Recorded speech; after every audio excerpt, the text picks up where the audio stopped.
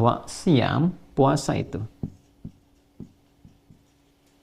yaumi arafata, yang dilakukan ya pada, nah ini waktunya. Jadi di sini dzaraf menunjukkan kepada waktu. Ada yang memahami yaumi arafah tepat saat orang berwukuf, waktunya orang wukuf di Arafah. Ada yang memahami di penanggalan yang sama dengan orang wukuf. Jadi kalau sana tanggal 9, tempat lain tanggal 9, walaupun berbeda momentumnya, di sana wukuf, di sini misalnya belum nyampe, maka sama-sama ketika dipahami tanggal 9 ya, itu dimaksudkan pada harinya, tanggal 9 Zulhijjahnya. Jadi bagi orang yang wukuf, dipahaminya saat wukufnya, di waktu setempat, saat wukufnya, tanggal 9. Ya. Bagi orang yang tidak wukuf, ya tinggal dilihat bagaimana kemudian keadaan di sekitarnya, tempat setempatnya. Ya, kalau dia bersamaan misalnya, samaan dengan orang yang wukuf, tanggal 9-nya sama, di waktu yang serupa, harinya sama, maka saat wukuf, sini pun kemudian menunaikan puasa. Tapi kalau misalnya perbedaannya di sana, hilal sudah masuk waktunya, sudah tampak, dari segi hisab juga sudah tampak misalnya kan, atau di tempat lain hisabnya belum masuk misalnya, ru'yatnya nggak tampak, maka boleh jadi bisa berbeda. Di sana tanggal 9-nya hari A, di sini hari B misalnya, maka yang diambil waktunya. Ya, diambil apa? Waktunya. Singkatnya adalah, ini tanggal 9, ini pun tanggal 9.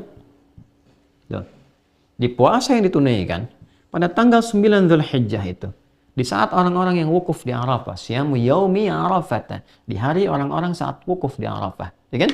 Tanggal berapa? Tanggal 9. Ketika di tempat lain didapatkan tanggal 9, di tanggal 9 Dzulhijjah. Di sana wukuf, sini puasa. Itu yang dimaksudkan. Jadi yang di sana sedang berwukuf, di sini puasa. Nah, ini bukan puasa biasa. Tidak sama dengan puasa biasa. Ya. Puasa-puasa baik dari segi waktunya, pun dari segi penekanan amalannya. Saya ulang ya.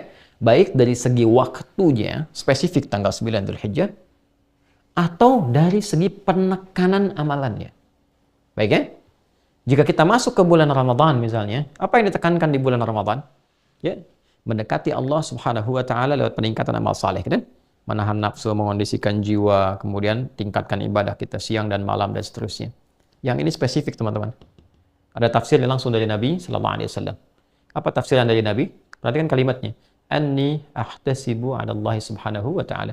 Sungguh aku berharap pada Allah Subhanahu wa taala, di antara pahala dari puasa ini adalah yukaffiru sanatil lati qablahu atau ba'daha, di riwayat Muslim ya. Dan juga di At-Tirmidzi, wa sanatil lati qablahu. Jadi aku berharap bisa menggugurkan dosa-dosa setahun. Ya.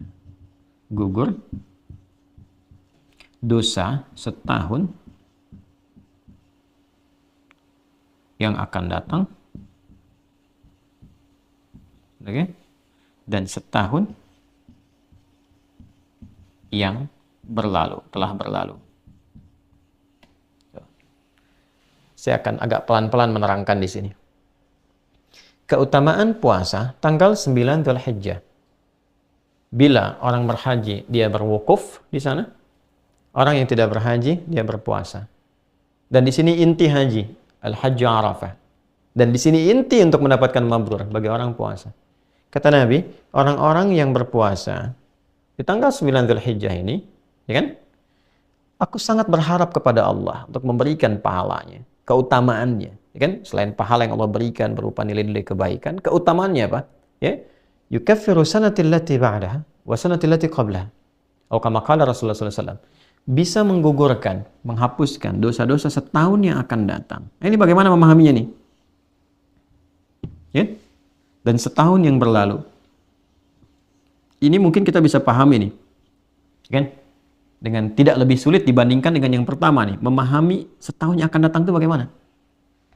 Nah, jangan keliru memahami bahwa kalau sudah puasa tanggal 9 Dzulhijjah itu bebas dari dosa setahun. Ini bahaya. Kan? Bahaya kalau pemahamannya begitu. Ntar orang korupsi dianggap biasa saja karena udah bebas dari dosa. Ya kan? Nyuri sendal bahkan di masjid dianggap biasa. Karena apa? Karena merasa sudah diampuni dosa. Bukan itu yang dimaksudkan. Yang dimaksudkan adalah, perhatikan baik-baik, orang yang puasa di tanggal 9, dia memusatkan amalan untuk introspeksi. Muhasabah. Seperti orang yang wukuf di Arafah. Ini kuncinya. Di saat orang wukuf di Arafah, dia mengenal dirinya. mengenal Allah Subhanahu wa taala, mengenal lingkungannya, memahami kenapa dia sebelumnya jauh dari Allah, mengoreksi diri, introspeksi dirinya, muhasabah. Makanya dia banyak bertobat, banyak istighfar kepada Allah Subhanahu wa taala, banyak berdoa, banyak memohon kebaikan. Nah, di saat yang sama ketika orang tidak berhaji, dia puasa.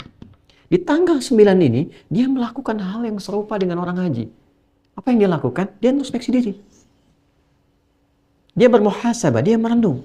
Ya, walaupun dia tidak wukuf seperti orang haji, ya, tapi di tempatnya saat dia menunaikan puasa itu dia mengoreksi dirinya, mengevaluasi dirinya. Apa perjalanan setahun ke belakang minimal yang bisa direview? Hubungan dia dengan Allah misalnya yang kurang, dia bermunajat, kurang mendekat kepada Allah, kurang rakaat dalam salat, tuntutan dunia banyak, tapi bekal akhirat sedikit. Kewajiban menunaikan perintah Allah tidak terlaksana dengan baik. Dia evaluasi, apa yang membuat kita selama ini jauh dari Allah? Apa yang menghambat saya menunaikan salat dengan baik? Bangun malam untuk dekat dengan Al-Quran. Apa yang menghambat itu semua? Introspeksi diri. Introspeksi. Dan ini nggak mungkin bisa dilakukan kalau nggak ada persiapan dari sebelumnya. Makanya tanggal 1 Dzulhijjah, 2 Dzulhijjah itu penting dibangun persiapan supaya tanggal 9 optimal. Karena penekanannya di sini. Penekanannya di sini. Jadi nggak mungkin orang tanggal 9 itu bisa puasa dengan baik. Kalau cuma nahan lapar dan haus bisa ya. Nahan lapar dan haus dari mulai ya fajar sampai dengan maghrib, insya Allah bisa dilakukan.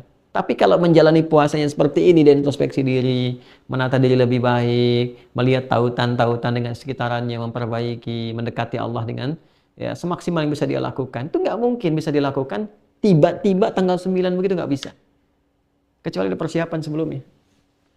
Dia tingkatkan bacaan Qur'annya, dia latihan puasa sebelumnya, sehingga puncaknya ketika tanggal 9 Dzulhijjah, puasa dia di momentum ini, dia merasakan kenikmatan yang tidak dirasakan sebelumnya. Di titik itulah kemudian muncul kesadaran untuk mendekati Allah Subhanahu wa taala. Maka apa yang terjadi? Ya, saat dia punya kesadaran, dia merasakan kedekatan lebih dengan Allah ketika dia berbuka, suasana lebih tenang, lebih nyaman. Dan saat merasakan kenikmatan, kenyamanan, kebaikan itu dia bertakbir persis sama seperti orang meninggalkan padang Arafah menuju Muzdalifah. Dia berzikir. Ya, berzikir. فَإِذَا أَفَضْتُم مِّنْ عَرَفَاتٍ فَاذْكُرُوا اللَّهَ عِندَ الْمَشْعَرِ الْحَرَامِ. Kalau kamu sudah selesai di Arafah, kata Allah, ya, coba dicek di Quran surah Al-Baqarah, ya, dari ayat 198 sampai 199 itu. 198 ya, laisa 'alaikum junahun an tabtaghu fadlan min rabbikum fa idza afadtum min arafatin fadhkurullaha 'indal masy'aril haram. Kalau kamu telah selesai di Arafah, segera bergegas ke Masy'aril Haram, ke Muzdalifah sambil berzikir. Dia bertakbir, dia bertasbih, dia bertahmid. Sama persis. Kenapa dia berzikir? Memuji Allah karena dia sudah merasakan kedekatan yang sebelumnya belum terbangun dengan Allah Subhanahu wa taala. Sama persis. Orang kalau sudah selesai, dia puasa, dia bermuhasabah, dia menangisi dirinya, bertobat, ingin jauh lebih baik dari sebelumnya. Tiba-tiba merasakan perubahan pada diri, dia bertakbir. Allahu Akbar, Allahu Akbar, Allahu Akbar. Malam 10 tuh. Ya. Dan puncaknya di hari ke-10, teman-teman. Apa yang terjadi? Hari ke-10. Yang di sana melontar jumrah saat fajar kan? Ya kan? Dia lontar, bukankah dengan kalimat Bismillah ya Allahu Akbar? Dan yang dilontar itu Aqabah kan? Tadi kita bahas menjelang Isya. Aqabah itu kan gambaran dari keadaan diri kita. Nafsu, bukan dari faktor orang dekat, wusta atau orang jauh, ula, tapi dari diri kita sendiri. Kadang-kadang keburukan itu muncul bukan karena faktor luar, tapi kadang-kadang yang lebih utama dari faktor dalam, ketidakmampuan mengendalikan nafsu dengan baik. Nah, nafsu ini yang dilontari, sifat-sifat buruk dalam nafsu. Oh, ini yang kurang bagusnya. Oh, ini yang sifat-sifat yang tidak baiknya. Lontar. Dan ketika akan melontar, Bismillahirrahmanirrahim. Sehingga dengan lontaran itu kita merasakan perubahan pada diri pribadi. Setelah itu menghadap ke arah kiblat, kita bacakan inni wajjahtu wajhiya lilladzi fataras samawati wal arda hanifan musliman wa ana minal musyrikin. Ya Allah, aku menghadap pada dirimu, menghadapkan diriku sepenuhnya ya Allah. Aku bertawakal, pasrah pada Engkau penguasa langit dan bumi. Inna salati wa nusuki wa mahya wa mamati lillahi rabbil alamin. Kalau selama ini aku salat ya Allah, ya, dan saya bermanasik sampai sekarang saya datang, ya kan? Saya hidup selama ini, bahkan saya wafat sekarang pun saya pasrah. Sekarang saya menyadari hakikat kehidupan saya pasrah kepadamu.